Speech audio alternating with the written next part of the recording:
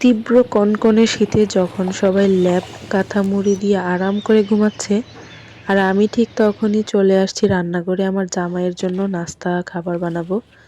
তো আজকে ওকে লাঞ্চও দিয়ে দিয়েছিলাম। তো শীত আসলে যতই পারুক না কেন, দায়িত্ব যখন কাঁধে এসেছে তখন সেটাকে এড়ানো আমার সম্ভব না। তো আমি সকাল সকাল ঘুম থেকে উঠে গিয়েছি, আমার জামাই কিন্তু নাক ডেকে ঘুমাচ্ছে, বাচ্চারাও ঘুমাচ্ছে, সবাই আরাম করে ঘুমাচ্ছে, শুধু একমাত্র দেখেন আমি সেই কাক ডাকা ভোরে উঠে এখন জামাইয়ের জন্য নাস্তা বানাবো, ওর জন্য দুপুরের মানে লাঞ্চটাও দিয়ে দিব সঙ্গে। তো যাই হোক, এখন সবকিছু করে নিচ্ছি। আর এই সকালবেলায় এত কনকনে বাতাস, ঠান্ডা চতুর্দিকে, পানি ধরলে মনে হচ্ছে যে ফ্রিজে হাত ঢুকিয়ে দিতেছি এরকম। তো দেখেন, একটা ভাজি করব আজকে, সিমসাম খাবার দাবার দিব ওকে অফিসে।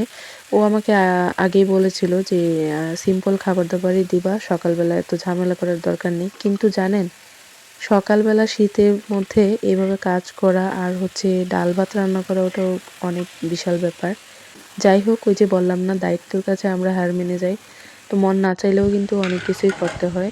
তো পাঁচমিশালি একটা সবজির মতো করে ভাজি করব, যেটা খুব দ্রুত হয়ে যাবে। আর একপাশে ভুনা ডাল রান্না করতেছিলাম। তো ডালটা খুব ঘন করে একপাশে বসিয়ে দিছি। তো এখানে ধনেপাতা দিয়ে ডালটা এখন এখন শুধু বাগার দিব, আমরা তো এটাকে বাগারই বলি। আমার আজকে একদমই সিম্পল রান্না করতে ইচ্ছে করতেছিল না, তারপরও আমি সময় পাই নাই, পাইলে হয়তো মাছ টাছ রান্না করে দিতাম।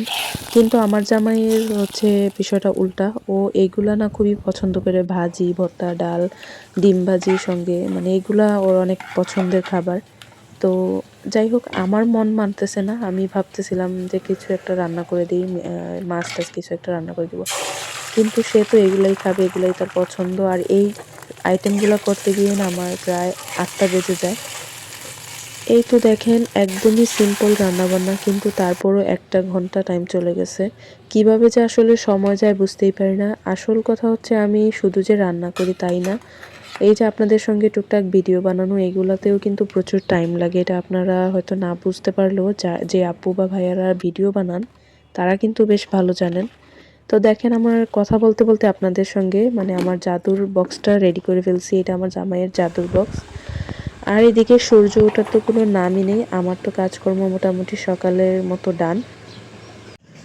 সকালের মতো জামাইকে বিদায় দিয়ে তারপরে কিছু সময় শুয়েছিলাম, তারপর আমার বাচ্চা কাচ্চা ঘুম থেকে উঠে যায়। তো এখন বাজে প্রায় 10:30। এখন মাথার পাশে এখানে জানালাটা খুলে একটু বসলাম, দেখি যে বাহিরে অনেক কিছুই দেখা যাচ্ছে ভ্যানে। আসলে ভ্যানওয়ালা মামারা যে এত ভোরে কিভাবে আসে, অনেক ভোরে কিন্তু ওনাদেরকে দেখা যায় এখানে। আর আমি ভাবতেছিলাম তরকারি আনতে যাব কিনা, যা ঠান্ডা পড়ছে বাহিরে, প্রচুর শীত, মানে বের হইলে একদম কাঁপাকাঁপি লেগে যায়।